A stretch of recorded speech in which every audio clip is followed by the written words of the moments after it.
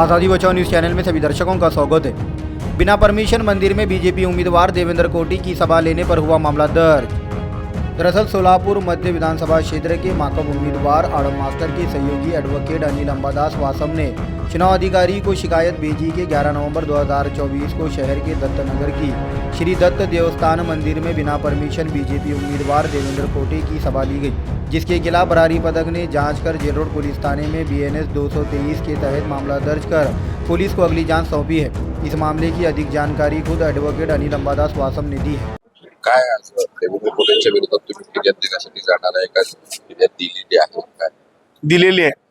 सध्या महाराष्ट्रामध्ये सार्वत्रिक निवडणूक 2024 विधानसभेच्या निवडणुका लागलेल्या आहेत। त्या अनुषंगानं निवडणूक निर्णय आयोगाची एक आदर्श आचारसंहिता आहे। त्या आचारसंहितेच्या कक्षेत राहून सर्वांनी परवानगी घ्यायला पाहिजे, परंतु 249 सोलापूर शहर मध्ये विधानसभा मतदारसंघातून भाजपाचे उमेदवार देवेंद्र कोठे यांनी धार्मिक स्थळाच्या ठिकाणी खरं तर आपल्याला त्या ठिकाणी कोणत्या प्रकारची सभा संमेलन पदयात्रा घेता येत नाही, परंतु त्यांनी पूर्व भाग दत्त मंदिर देवस्थान या ठिकाणी त्यांनी एक सभा घेतली आणि ते आदर्श निवडणूक निर्णय आयोगाच्या आचारसंहितेप्रमाणे 7.5 हे जे नियम आहेत त्यांनी भंग केलेला आहे। त्या विरोधात आम्ही त्यांची फिर्याद दिली आणि त्यानुसार त्या FST पथकाने त्याची भरारी पथकाने चौकशी करून त्यांच्यावरती काल जेल रोड पोलीस ठाणे या ठिकाणी त्यांनी गुन्हा नोंदवलेला आहे आणि ते BNS प्रमाणे 223 चा गुन्हा त्यांच्यावरती नोंदवलेला आहे। नाही म्हणजे आता ठीक आहे, धार्मिक स्थळाचं पण धर्माच्या नावावर पण मतदान मागायचा जे प्रयत्न सुरू आहे त्यांना काय सांगायचं? आम्ही हे सांगू इच्छितो की लोकशाहीमध्ये आपण आपला भारत देश हा धर्मनिरपेक्ष राष्ट्र आहे। लोकशाहीप्रमाणे सर्वांना आपापल्या धर्माचा प्रचार करण्याचा अधिकार आहे, परंतु मतदानासाठी धर्माचा वापर करण्याचा त्यांना कोणताही नैतिक अधिकार नाही।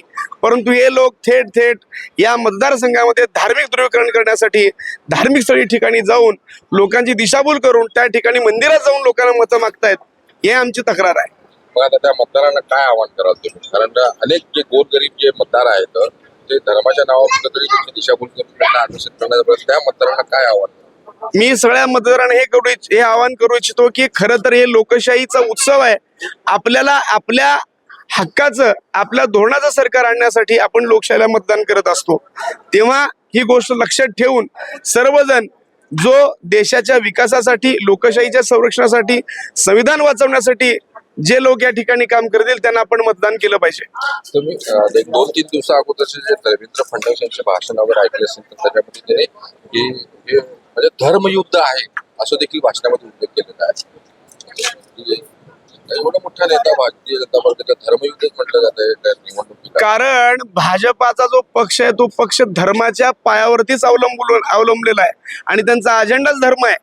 तेव्हा देशामध्ये धार्मिक ध्रुवीकरण करून हिंदू आणि मुसलमान अशी फूट पाडून हिंदूची मतं एकत्रित करून आपण सत्तेत येण्याचा त्यांचा नेहमीच तो रोल राहिलेला आहे।